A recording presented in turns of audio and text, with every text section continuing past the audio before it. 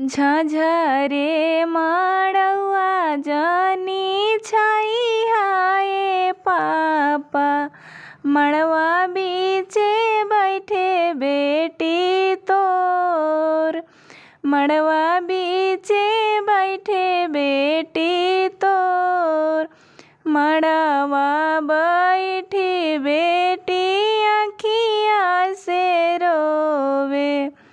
पापा के देखे चारू ओर,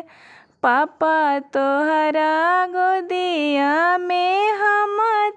हो खेलनी, आज भाईनी दूर देश, कवने कारण पापा हमारा के तेजनी, कई दिहनी नजरी से दूर,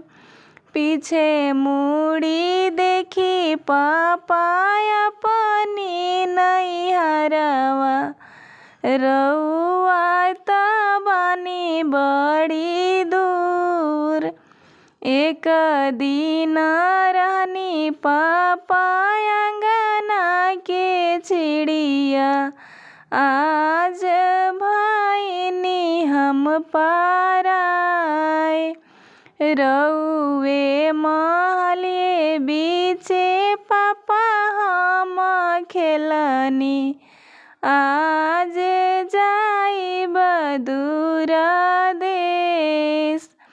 बेटी तोहरा अखिया के नीरा हमसे कहे,